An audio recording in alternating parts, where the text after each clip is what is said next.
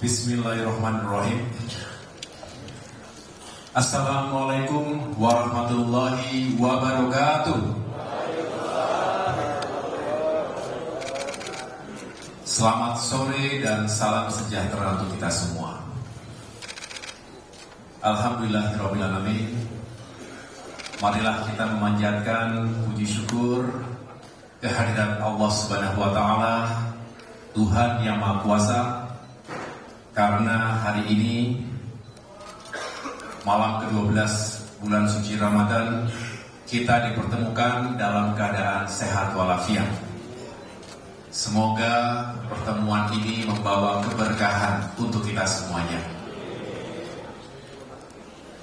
Saya senang sekali bisa kembali bertatap muka dengan para pejabat teras, pimpinan, pengurus Dewan Pimpinan Pusat, sekaligus para anggota fraksi Partai Demokrat DPR RI. Walaupun 2 minggu yang lalu saya juga telah menyambung silaturahim di kantor DPP, tetapi ketika itu tentunya masih banyak yang berada di dapil. Dan hari ini tentunya spesial, pertemuan pertama kita semua setelah KPU secara resmi telah mengumumkan hasil pemilu 2024 pada tanggal 20 Maret beberapa hari yang lalu. Terima kasih tentunya kehadiran Bapak Ibu sekalian sungguh menggembirakan kami semua, dan mudah-mudahan di bulan suci Ramadan ini kita bisa terus menyambung silaturahim di tengah-tengah kesibukan kita semuanya. Yang sama-sama kita cintai dan muliakan Presiden Republik Indonesia ke-6 yang juga adalah Ketua Majelis Tinggi Partai Demokrat, Bapak Susilo Bambang Yudhoyono.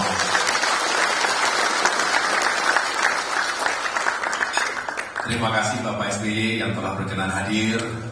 Semoga Bapak senantiasa sehat selalu dan diberikan usia yang panjang untuk bisa terus mengawal kita semuanya. Saya juga ingin mengucapkan terima kasih kepada para senior di sini hadir, Sekretaris MTB Bung Andi Malarangeng beserta istri, para anggota Majelis Tinggi Partai yang lain yang mohon maaf tidak dapat saya sebutkan satu persatu. Saya juga ingin menyapa jajaran kepengurusan. Di sini ada Sekjen, Bendung, dan seluruh pengurus DPP. Tentunya tidak lupa kepada Dewan Pertimbangan, ada Bapak Sarjan Taher dan para anggota Dewan Pertimbangan lainnya, pimpinan Dewan Kehormatan, Bapak Hinca Panjaitan dan yang lainnya. Kemudian Mahkamah Partai, ada Bapak Nahrawi Ramli dan para anggota Majelis, saya ulangi, Mahkamah Partai lainnya. Lalu di sini tentunya ada Ketua Fraksi DPR RI Partai Demokrat, Mas Edi Baskoro beserta istri, dan Ketua Umum Sri Kandi Demokrat, Mbak Anissa beserta para Sri Kandi. Mana Sri Kandi di sini? Tetap semangat Sri Kandi ya.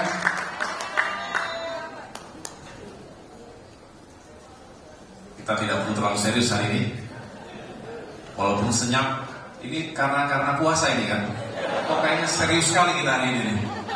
Boleh senyum, mana senyum ya. Terima kasih, masih bisa senyum semuanya berarti. Teman-teman media, terima kasih sudah hadir juga. Kita tentunya ingin berbagi cerita karena sudah lama tidak ketemu, banyak yang baru ketemu lagi setelah pemilu kemarin. Ya, tetapi saya tentunya ingin terus membangun kebersamaan dari waktu ke waktu. Bapak Ibu yang saya muliakan, marilah kita gunakan momentum silaturahmi dan juga buka puasa hari ini sebagai momentum untuk kita melakukan kontemplasi. Kontemplasi atas apa yang telah kita lalui, yang kita hadapi, sekaligus kita menatap masa depan kita. Paling tidak masa depan 5 tahun yang akan datang. Semoga tentu kita bisa terus mendapatkan jalan terbaik dalam lindungan Allah Subhanahu wa Ta'ala untuk melanjutkan perjuangan besar Partai Demokrat, partai yang kita cintai ini. Hari Rabu lalu, tanggal 20 Maret, kita sama-sama mengikuti KPU telah resmi menetapkan hasil Pilpres dan Pileg tahun 2024. Ada kabar yang menggembirakan, kabar yang baik, tapi juga ada kabar yang kurang menggembirakan, kurang baik. Kabar baiknya, alhamdulillah, dalam perhelatan pemilihan presiden, kita menang besar. Boleh tepuk tangan. Pasangan Prabowo Gibran terpilih sebagai Presiden dan Wakil Presiden Republik Indonesia masa bakti 2024-2029 dengan capaian yang sangat baik, 58,58%. Satu putaran. Dan satu putaran itu, kemenangan besar itu tidak terlepas dari perjuangan Partai Demokrat. Ini yang kemudian menjadi tidak heran ketika banyak pihak yang mengapresiasi keringat perjuangan Demokrat untuk memenangkan pasangan Prabowo Gibran ini. Bahkan Bapak Prabowo Subianto beberapa kali menyampaikan hal itu secara langsung kepada saya maupun kepada Bapak SBY, termasuk secara terbuka di berbagai kesempatan. Artinya, Demokrat dinilai telah menjalankan tugas dengan penuh tanggung jawab. Dengan mesin partai politik yang solid, kita berhasil bukan hanya untuk memenangkan battleground di Jawa Timur, tetapi juga di berbagai daerah di Indonesia. Saya ingat betul ketika pada bulan November 2023 mendapatkan tugas untuk memenangkan Bapak Prabowo Subianto di Jawa Timur. Ketika itu dipotret elektabilitas berada di angka sekitar 42%. Tetapi berkat kerja keras kita semua, utamanya yang kita hormati bersama Bapak SBY yang tidak kenal lelah turun gunung pagi siang malam dari satu kabupaten kota ke kabupaten kota lainnya, jalan darat, naik bis, menginap 85 kabupaten kota dalam waktu 2 bulan. Luar biasa. Ini sesuatu yang tidak bisa dilakukan oleh banyak orang, apalagi tokoh sebesar beliau dengan usia yang tidak muda lagi.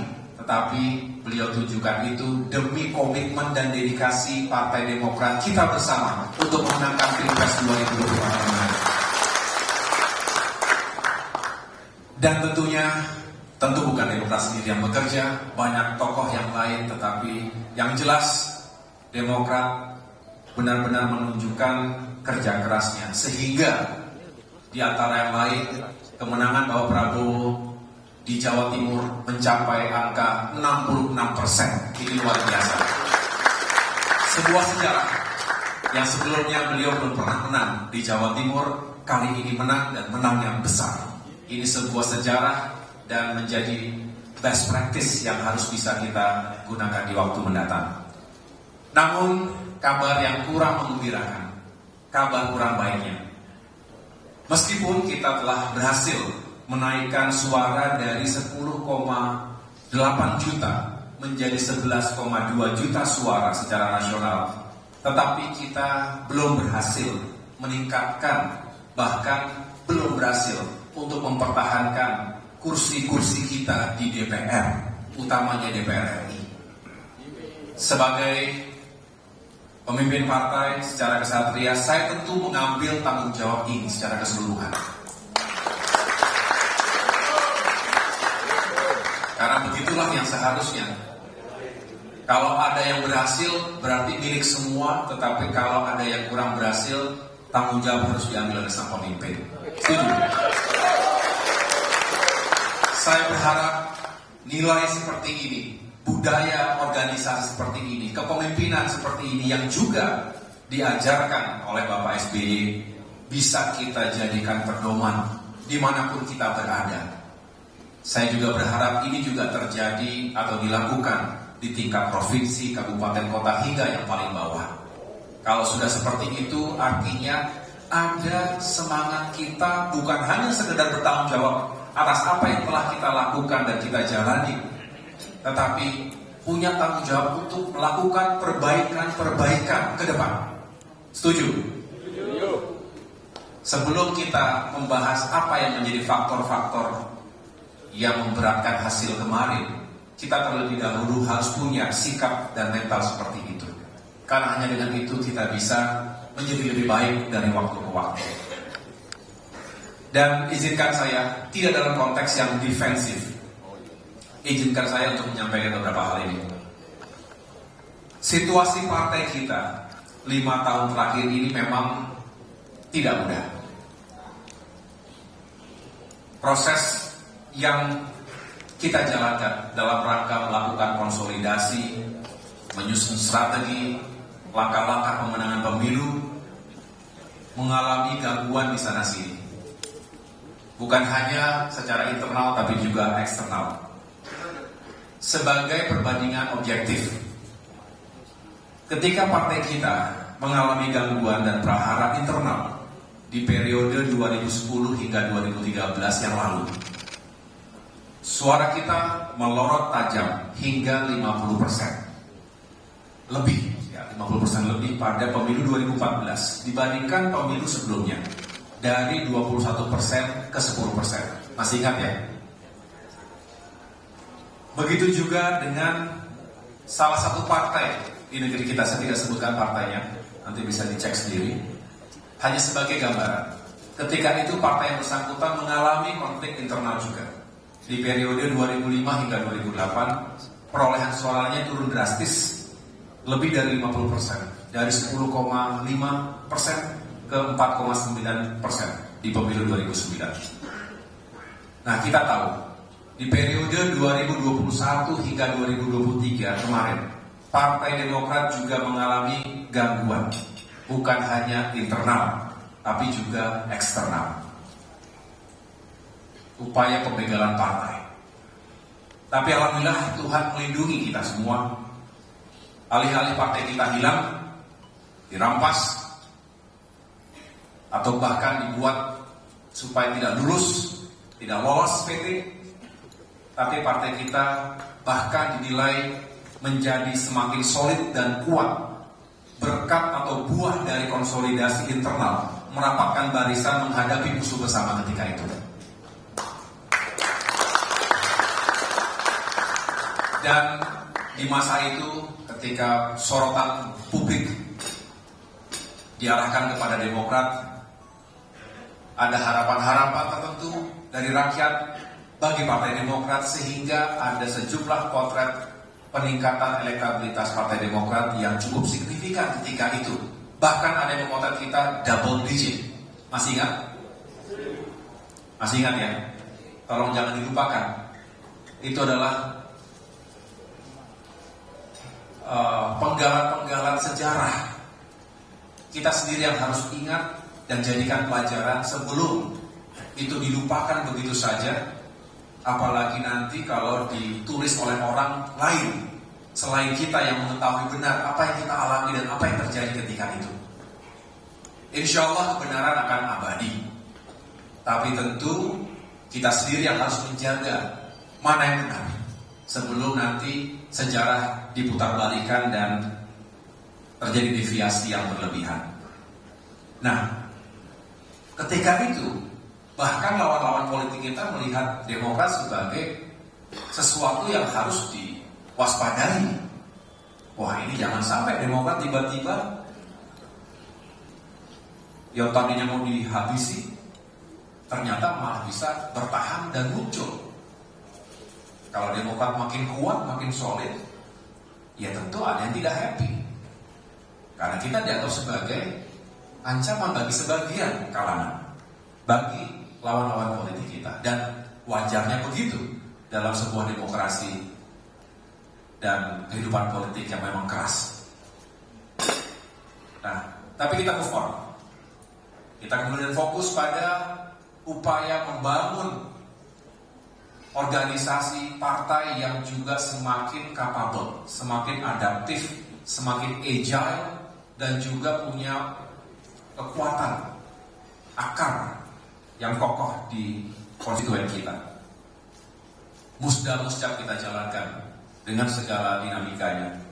Dan ketika kita berharap ada peluang bagi kader Partai Demokrat untuk masuk ke dalam kontestasi Pilpres ketika itu, dan juga bahkan ada upaya untuk bisa menghadirkan efek ekor jas jika salah satu kader kita juga punya kans menjadi kandidat, itu pun menghadapi hantaman yang luar biasa. Kembali gangguan-gangguan tersebut dan selebihnya menjadi sejarah.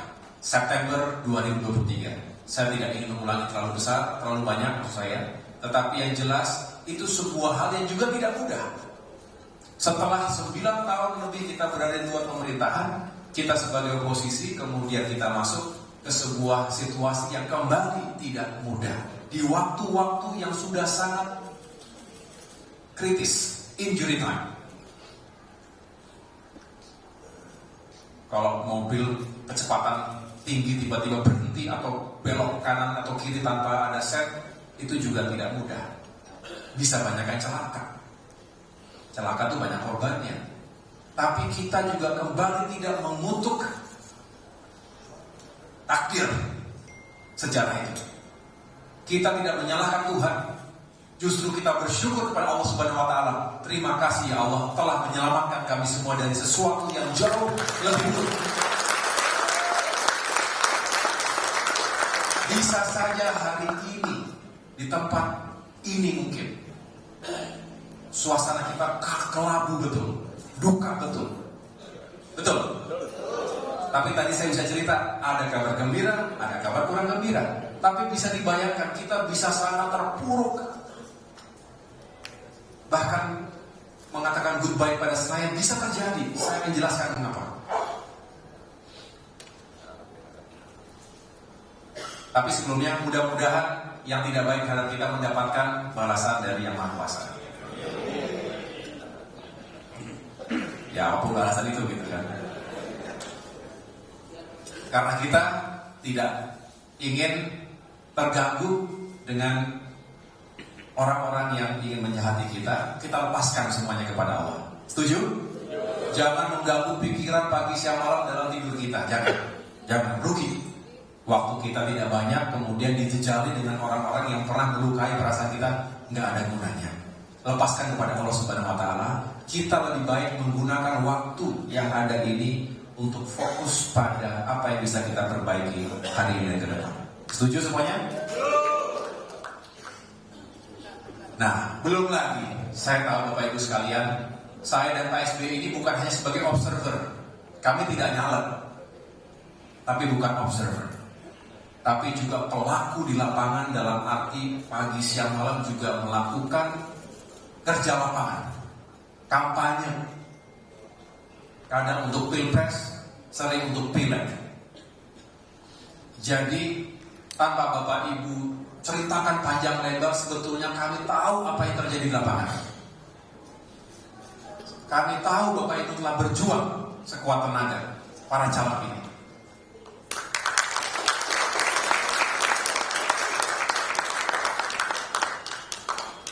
Kami tahu sudah habis-habisan juga. Ada yang belum habis di sini? Hah? Jangan habis harga diri. Tapi saya tahu sudah habis semuanya. Betul ya?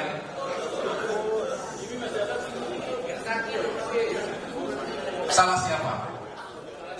Siapa yang kita bisa salahkan?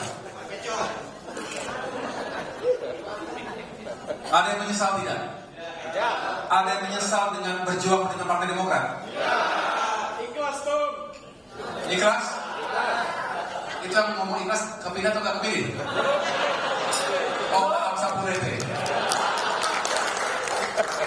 Lupakan masa lalu, sosok masa depan. Makin bijak abang ini. jadi anomali pemilu 2024. Nggak apa-apa, saya buka di sini. Teman-teman wartawan juga pasti sudah mengikuti lah. Anomali yang luar biasa mengkhawatirkan kehidupan demokrasi, termasuk kehidupan bermasyarakat, berbangsa dan bernegara. Fenomena vote buying, politik uang, memang bukan sesuatu yang baru. Betul. Tapi kali ini, tahun 2024 ini,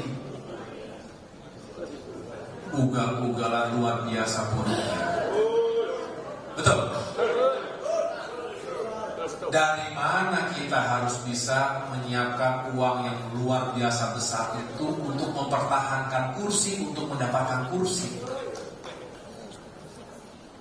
Saya tidak mengatakan yang kepilih kembali punya uang yang besar sekali, enggak juga. Tapi ya berat sekali untuk mendapatkan, bahkan mempertahankan kursi kita. Ya. Kalau kemudian ini tidak berubah, 5 tahun lagi, 10 tahun lagi, berapa cost yang harus dikeluarkan oleh seorang anggota atau calon anggota DPR untuk mempertahankan atau mendapatkan kursi? Berapa kira-kira? Kemudian dari mana uangnya? Istilahnya begini, yang sudah nyebar uang saja belum tentu menang, apalagi yang nyebar. Nah, sampai kapan kalau ini terjadi terus? Betul ya? Memang kalau Pak SBY, coba dengarkan Pak SBY berkali-kali, yang harus diperbaiki dulu adalah kehidupan, kesejahteraan masyarakat kita dulu. Kalau masyarakatnya berkecukupan hidupnya, kalau ditawari mungkin mau, tapi tidak semudah itu, dan juga tidak berlebih-lebihan. Betul. Tapi sekali lagi kita tidak ingin menyalahkan masyarakatnya, karena masyarakat yang tidak punya uang juga sangat berharap bantuan dari siapapun. Betul ya? Jangankan dari para calegnya, dari manapun akan ditunggu. Jadi masyarakat yang tidak punya uang, jangan disalahkan begitu saja. Karena orang insting utamanya adalah mempertahankan hidupnya, survival, diri dan keluarganya. Jadi kalau kita ingin mengikis, saya tidak mengatakan menghilangkan 100% karena pasti ada saja, tapi paling tidak mengikis secara signifikan, secara drastis politik uang ini, pertama dan utama, mari sama-sama Demokrat memperjuangkan kesejahteraan untuk masyarakatnya, untuk kita semuanya, bersama semua orang bangsa lainnya. Kalau kemiskinan dipertahankan, politik vote buying akan semakin merajalela. Jadi ini perlu menjadi atensi kita bersama. Dan saya laporkan kepada Bapak Ibu sekalian, saya telah berbicara intens dengan Bapak Prabowo Subianto yang setuju. Beliau sangat setuju karena beliau juga merasakan hal yang sama. Dan Gerindra juga mengalami nasib yang tidak jauh berbeda. Artinya di luar dari ekspektasi yang telah ditargetkan sebelumnya. Ini sebuah concern bersama yang harus kita kawal. Jadi, Kafrak, nanti kalau sudah tenang semuanya bersama teman-teman fraksi DPR RI, ke depan kita bicara bagaimana kita memperbaiki sistem pemilu.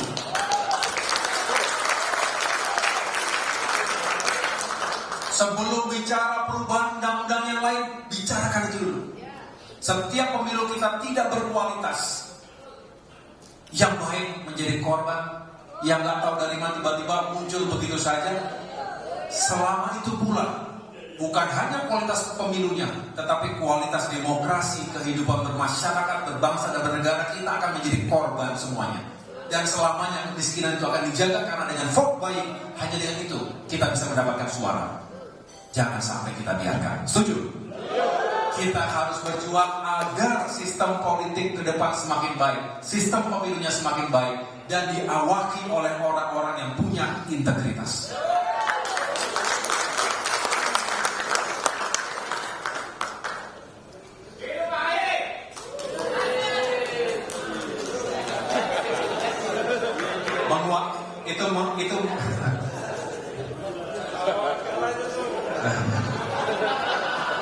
Itu termasuk korban. Itu suara dari Dairi dan Pak Barat kira-kira begitu Pak. Ya Bang Ica ya.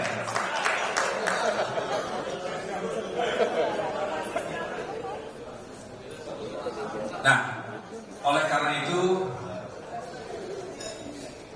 kita tidak boleh menyesali. Kami dari DPP juga terus mencoba untuk mengawal dari awal ya, meyakinkan agar survei dilakukan. Ingat dulu kita melakukan survei dapil, masih ingat? Dan itu semuanya kita lakukan untuk memetakan secara langsung tiap-tiap dapil. Data saksi, saya juga tahu data saksi sudah kita distribusikan, masih ada yang nggak benar, betul ya? Yang kita perbaiki bersama. Tidak mungkin ketum memperbaiki sendiri. Kita nggak punya mata dan telinga sampai paling bawah. Tapi kita perbaiki dengan semangat yang murni, bukan partisan dalam arti untuk kepentingan sendiri, tetapi ini tujuannya tujuan bersama. Termasuk bantuan-bantuan lain yang kita anggap bisa membantu perjuangan di lapangan. Masa kampanye begitu singkat, dan bagi yang tidak punya kecukupan logistik memang tidak mudah, waktunya sangat singkat. Dan itu semua telah kita lewati Bapak Ibu sekalian. Untuk itu kita tetap harus bersyukur. 2 hingga 3 bulan sebelum pencoblosan, cukup banyak lembaga survei memotret kita di sekitar angka 3,5 sampai 4%. Betul? Ada yang mengatakan Demokrat bahaya, bisa tidak lulus threshold. Tapi ketika itu kita tidak langsung begitu down, tetapi justru kita buktikan dengan kerja keras selama 2-3 bulan masa kampanye kemarin. Dan oleh karena itu ketika kita pada akhirnya mendapatkan perolehan di angka 7,5% kurang lebih secara nasional, maka kita patut bersyukur. Artinya hingga mencapai hampir 2 kali lipat dari prediksi lembaga-lembaga survei tadi. Ya. Memang yang kurang beruntung bagi kita, banyak suara kita yang apa istilahnya itu? Enggak, pertama suara kita banyak yang hilang, betul? Tapi juga ada yang mendapatkan suara tapi kurang sedikit lagi mendapatkan kursi. Jadi nyaris banyak sekali di kursi-kursi terakhir, di formasi terakhir, tetapi karena dihantam akhirnya dilewati oleh posisi berikutnya. Akhirnya kita keluar dari formasi. Betul? Ada yang punya nasib seperti itu di sini. Dan saya tahu masih ada yang berjuang di MK nanti. Ada yang berjuang di MK di sini. Kita kawal bersama-sama ya. Jadi bedanya dengan 2019 yang lalu, kita beruntung karena kursi-kursi kita terakhir bisa aman. Nah kini kita tidak aman. Akibat tadi saya ceritakan, luar biasanya pemilu hari ini. Nah kemudian ada juga yang luar biasa melampaui targetnya, tetapi juga belum bisa cukup untuk tambahan kursi. Misalnya Mas Ibas di Jawa Timur 7. Luar biasa kenaikan tahun ini. Berapa terakhir? 800 ribu? Enggak, total berapa? Enggak, ini Demokrat 476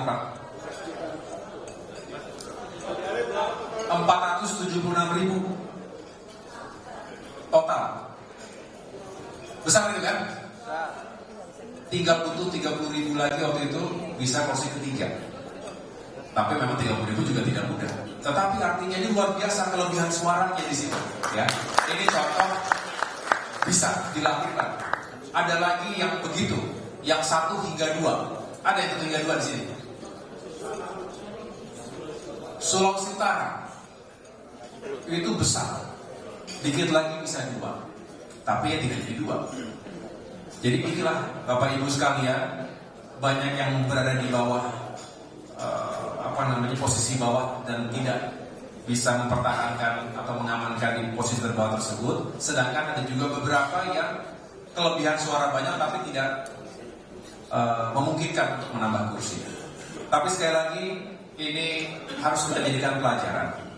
Bapak Ibu, kita ke depan harus berbenah diri. Bukan hanya 1-2 tahun sebelum 2029, tapi mulai hari ini. Setuju? Yang mau ikut berbenah mulai hari ini, ikut barisan saya. Yang tidak mau, kasih kesempatan kepada yang lain. Karena kita harus berbenah diri dari sekarang. Tidak boleh nanti saja, masih baru selesai 2022. Nanti tiba-tiba 2027, 2028, 2029. Memangnya kita bicara ini sejak kapan? 2024. Sejak 2020 kita bicara. Betul. Cepat sekali, gak kerasa. Time flies so fast. Kita hanya bisa, ya sudah, kalau sudah waktunya habis, tidak ada lagi bisa kita kerjakan. Oleh karena itu, kita harus lakukan evaluasi secara menyeluruh. Kita ingin terus membangun kepemimpinan dan manajemen partai yang semakin capable dan juga bukan hanya militan, bukan hanya capable, tapi juga bisa memenangkan pemilu ke depan. Saya sudah punya rencana dan saya sudah laporkan kepada Pak SBY. Nanti kita atur, kita lakukan restrukturisasi organisasi, sehingga ada badan-badan yang memang disiapkan secara khusus, ya, untuk misalnya rekrutmen, khusus saja melakukan rekrutmen caleg. Badan saksi kemarin ad hoc bagus, kita tetapkan dalam organisasi ke depan kita secara khusus. Badan logistik, di samping tentunya Bapil, BPOKK dan badan-badan yang lain tetap bekerja, tetapi ada tambahan-tambahan badan yang kita dedikasikan untuk pemenangan pemilu ke depan. Jadi kita semakin fokus. Bapak Ibu, dari apa yang saya sampaikan tadi, dapat saya simpulkan, ini semua adalah jalan terbaik yang diberikan Allah Subhanahu wa Ta'ala kepada kita semua. Banyak sekali hikmahnya. Sekali lagi kita bayangkan, coba kita masih di tempat yang lama, hancur lebur, betul? Kita tahu belum selesai, semua sudah kesana kemari. Kalau kita di sana kemarin, ya kita ditinggalkan sendiri. Yang lain sudah kemari. Karena kita tidak mudah menyatakan begitu-begitu.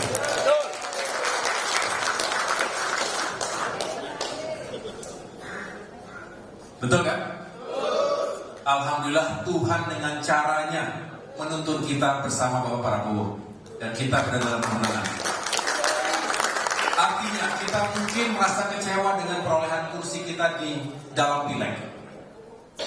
Tapi kita menang dalam upaya kembali ke pemerintahan nasional dan ikut berkontribusi untuk memperjuangkan harapan rakyat.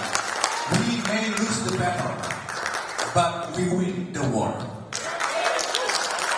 Kita mungkin saja kalah dalam pertempuran pileg, tapi kita menang besar dalam perang pilpres.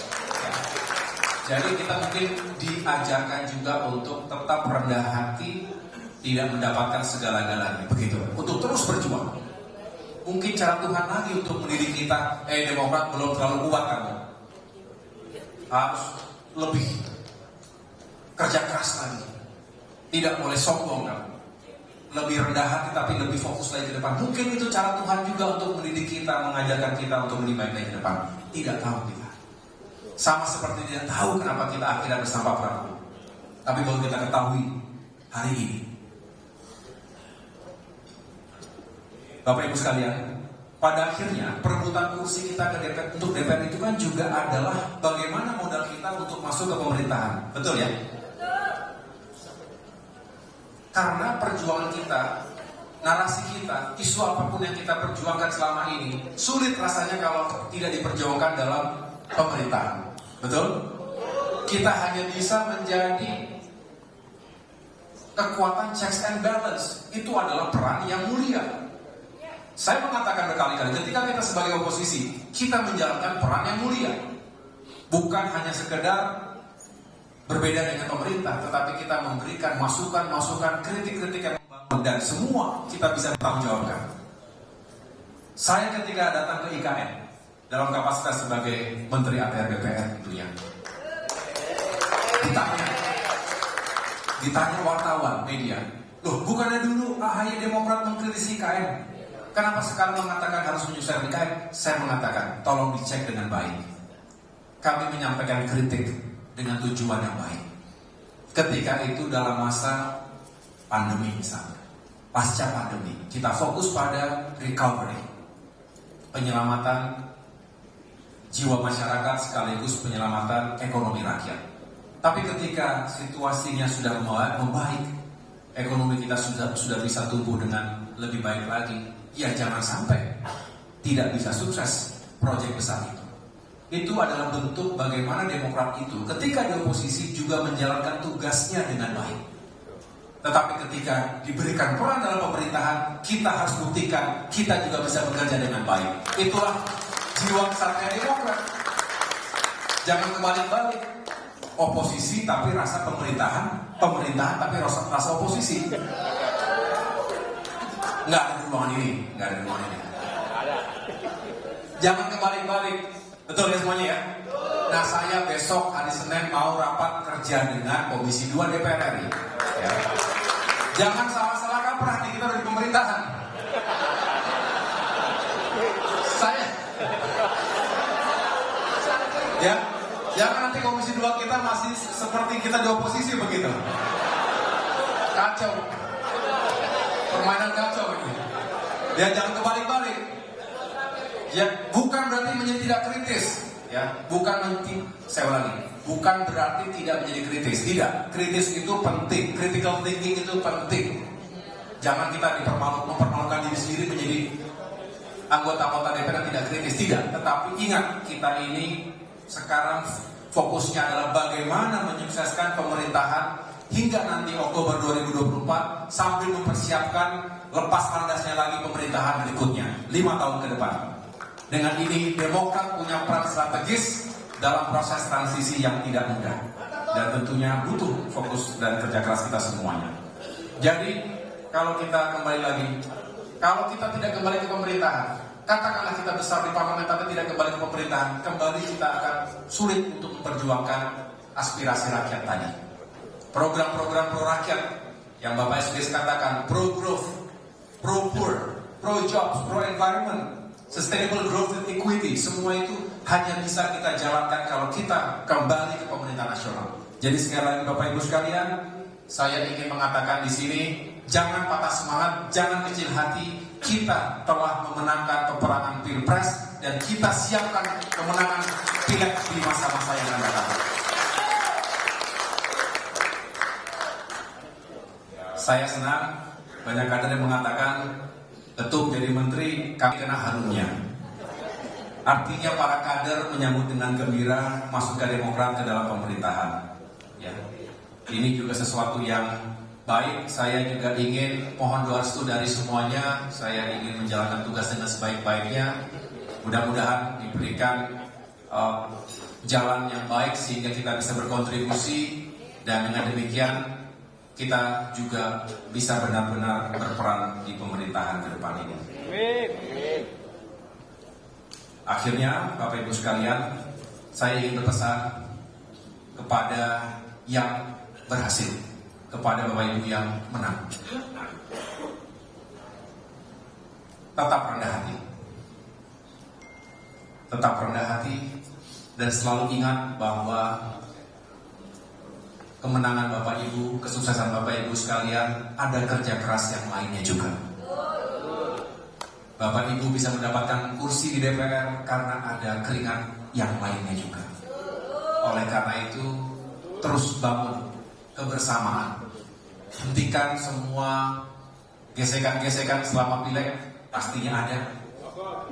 Tapi tolong itu bisa kita sudahi. Dengan semangat ke depan ini kita kembali membangun Partai Demokrat. Semua masih punya peluang yang sama yang baik di masa depan. Siapa yang menang? Yang belum berhasil, pesan saya adalah jangan kecil hati, jangan patah arang. Bukan akhir dari segalanya. Bagi yang pernah kalah bisa mengatakan ini. Saya juga pernah merasakan kekalahan, kegagalan. Bapak Ibu juga banyak yang pernah merasakan itu. Semoga selalu ada spirit di hati kita, dalam jiwa kita, untuk lebih sukses di masa depan. Ya. Saya kembali ingatkan pesan yang sering saya sampaikan juga, menang tidak terbang, kalah tidak patah. Itu tetap berlaku. Semoga Bapak Ibu semuanya terus istiqomah dalam perjuangan panjang Partai Demokrat ini. Kita sebagai insan yang bertanggung jawab terhadap kehidupan bangsa kita juga tidak boleh menyerah. Yang kita anggap baik, kita lanjutkan. Yang belum baik, kita perbaiki. Terima kasih atas perhatiannya. Semoga Tuhan senantiasa memberikan perlindungan dan keberkahan untuk kita semua. Akhir kata, saya mengucapkan terima kasih atas kehadirannya. Kurang lebihnya saya mohon maaf. Wassalamualaikum warahmatullahi wabarakatuh. Waalaikumsalam.